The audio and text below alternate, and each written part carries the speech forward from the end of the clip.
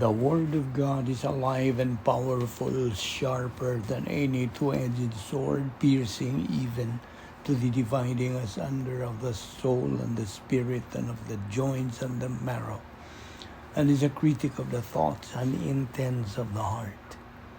All Scripture is God-breathed and is profitable for doctrine, for reproof, for correction, for instruction in righteousness, that the man of God might be mature, thoroughly furnished unto all good works.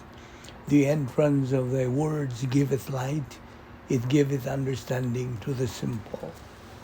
Welcome once again to our daily doctrinal Bible study. Today we are going to take up another subject, the doctrine of life's purpose. Okay, that's the title of our new lesson. So, without further ado, let us start by asking you, fellow believer, to use the rebound technique of 1 John 1:9, so you can be filled by God the Holy Spirit and you are ready to take in Bible doctrine. But for you, unbeliever, it is faith alone in Christ alone. Acts 16:31 says, believe on the Lord Jesus Christ, and thou shalt be saved.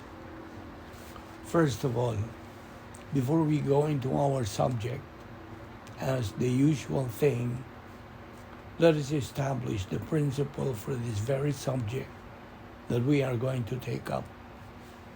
The principle that we have to establish is for those who have accepted salvation, those who are members of the royal family of God, since this very topic is only for Christians. But before anything else, as what God says in His Word, all have sinned and come short of the glory of God. Romans 3:23 and Isaiah 53:6 also says, all we like sheep have gone astray. We have turned every one in his own way. And that is the reason why we all need salvation. There is heaven and there is hell, and that there is life after death. And that is what the Word of God says. If you don't believe that, that's your problem, not God's. That is the principle that we now establish, because if we neglect or reject this very principle, neither can we accept the things that are spiritual.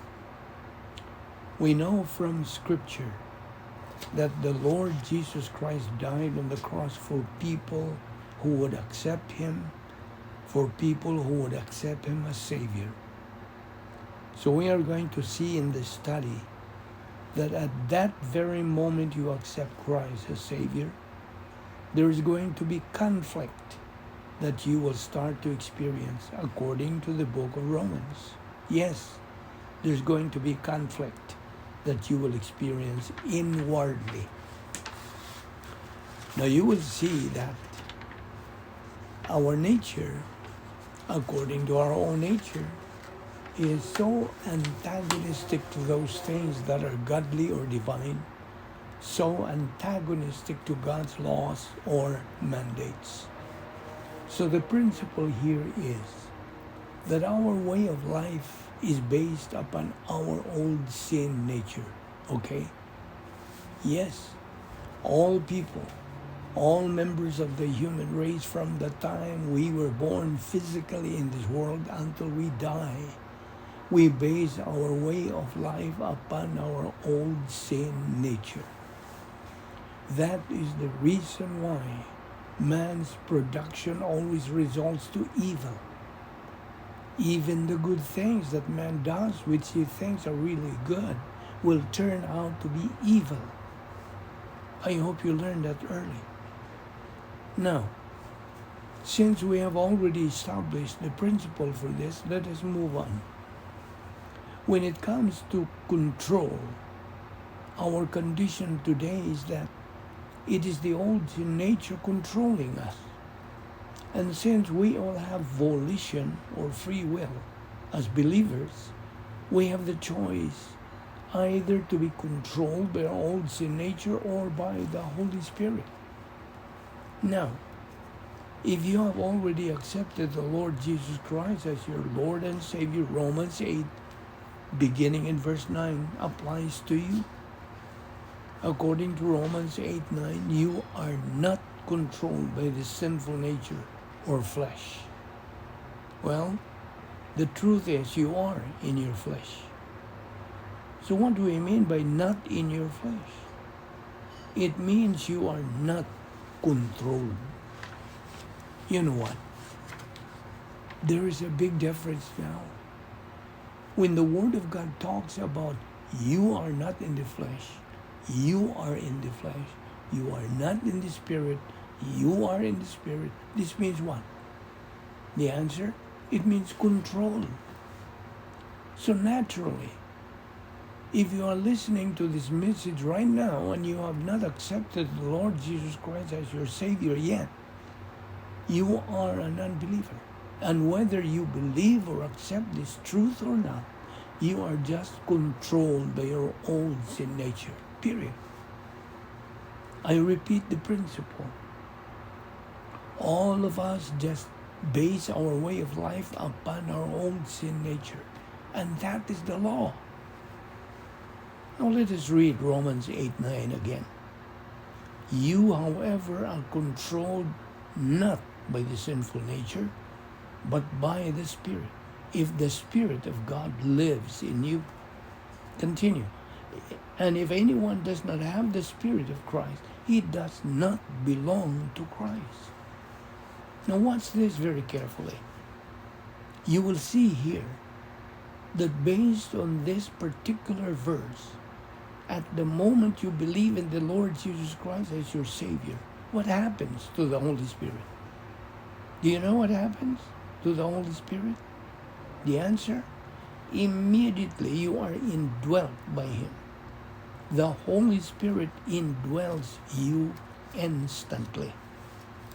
So, based on that particular verse, there is therefore no need to ask for the Holy Spirit if you have already accepted the Lord Jesus Christ. And why? The answer is because this is automatic. There is no need to ask for the Holy Spirit because the Word of God says that you are controlled not by the sinful nature, but by the Spirit. And if the Spirit of God lives in you, now we're talking here about the Holy Spirit, okay? If anyone does not have the Holy Spirit, meaning the Spirit of Christ, he does not belong to Christ. In other words, the moment you believe in Christ, the Holy Spirit is there in you. But if you don't believe in Christ, the Holy Spirit is not in you. And no matter how many times you would ask for the Holy Spirit never comes to you. Because the Holy Spirit only comes to you at the moment you believe in Christ. You got it? I repeat, the Holy Spirit cannot move except when you believe in Christ. That's the principle we clearly see here, okay? So we can see that the Holy Spirit is within us. Now let's continue reading the next verse, verse 10. But if Christ is in you, your body is dead because of sin, yet your spirit is alive because of righteousness. Now look at this. This does not talk about the Holy Spirit anymore. There is something else here that we see in verse 10. But if Christ is in you, that means you have accepted Christ as your Savior, your body is dead because of sin. That means our old sin nature, which results in physical death. Yet your spirit is alive because of what? Righteousness. This is what we mean by human spirit. Well, we don't have to delve deeper into this thing, but You might ask, what's the difference between the three? Holy Spirit, human spirit, and soul. Well, listen. The human spirit is part of you, which awakens, enlivens, and energizes towards God at the moment of salvation. That's the shortest shortcut to say. Because this doctrine is a very, very long study. But as I said, that's the shortest shortcut to say. That's the very thing that can answer our question, why is it that before I accepted Christ, I never had the desire to study the Bible? But after I got saved, it seems I felt the desire and interest to listen to the teaching of the Word of God. And we are talking there about the human spirit. That is part of our body that's being awakened, energized, and activated. That's also a shortcut. That's the part that is awakened to the spiritual things at that moment we believe in Christ as our Lord and Savior. Being helped by the Holy Spirit, okay? So therefore, with this condition that we see, these four things are there in us already, namely old nature, soul, Holy Spirit, and human spirit. Now, the old nature results in what? We are going to answer this tomorrow as we continue in this study. So see you then.